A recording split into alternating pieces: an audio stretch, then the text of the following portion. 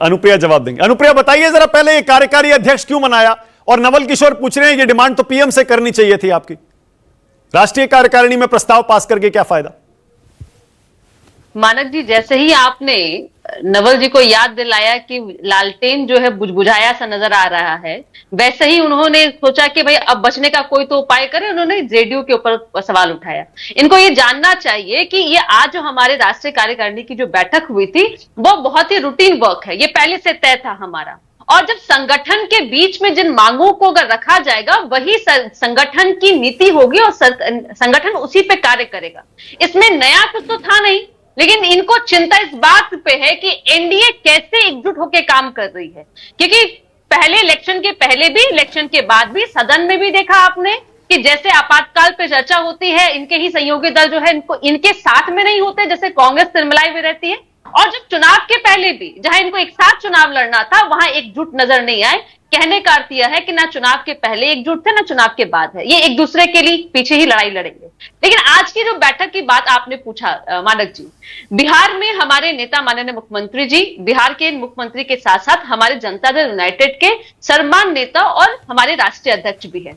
आगामी समय में 2025 में बिहार में विधानसभा इलेक्शन होना है, जिससे कि हमारे पार्टी की भी एक बड़ी जिम्मेदारी है हमारे नेता पे। और हम जिसका परिणाम हमारे सामने आए, आपको याद होगा चुनाव के पहले यही जो हवाबाजी वाली, हेलीकॉप्टर वाली जो पार्टी है, उन्होंने क्या कहा था कि इस बार जेडीयू कहीं नजर नहीं आएगी, जेडीयू टूट जाएगी, जेडीयू की हवा निकल जाएगी। लेकिन जेडीयू ने तय कर दिया कि जहां जेडीयू है वहां पे केंद्र की सरकार बनेगी। और आप हमारे साथ में जिस तरह छल रहे थे, जो महागठबंधन का निर्माण हो रहा था, हमारे साथ में आप छलबाजी कर रहे थे, आज आप नुकसान झेल रहे हैं, आपको पता है। और आज भी मुझे आज के पहले आरजेडी क्या कह रही थी कि देखिए आज राष्ट्रीय कार्यकारिणी की बैठक में तय हो जाएगा, नीतीश जी पाला बदल लेंगे, फिर से इंडिया अलायंस में चले आएंगे।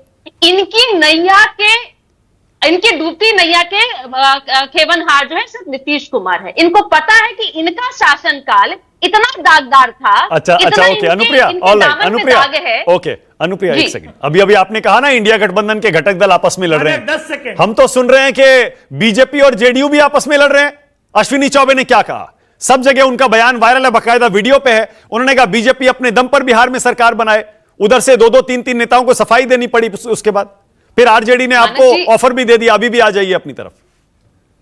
मानक जी, आपने अगर अश्विनी चौबे जी का बयान सुना होगा तो भाजपा के प्रदेश अध्यक्ष सम्राट चौधरी का भी बयान सुना होगा आपने, और आपने आदरणीय प्रधानमंत्री मोदी जी के भी चुनावी भाषण को भी सुना होगा कि उन्होंने जब पुनः एनडीए में जब आए, उन्होंने कहा था कि बिहार में लोकसभा चुनाव और आगामी विधानसभा चुनाव माननीय मुख्यमंत्री नीतीश कुमार जी के नेतृत्व में लड़ा जाएगा। क्योंकि फिर आपने मुझे टोका कि बिहार की जो स्थिति थी ना, कि जहां बिहार को अपनी बिहारी होने पर मतलब कि अपने आप को तरस आता था, ना बिहार में रोजगार थी, ना बिहार में नौकरी थी, ना बिहार में सुशासन था। आज बिहार अपनी कम संसाधनों के 10 सेकंड के बावजूद बिहार। अच्छा, ये तो बता दीजिए अनुप्रिया, ये जो आपने 3 डिमांड्स रखी राष्ट्रीय कार्यकारिणी में, ये केंद्र सरकार तक आधिकारिक तौर पर कब पहुंचाएंगे आप? प्रस्ताव तो पास हो गया, अब उनके सामने कब रखेंगे ये मांग?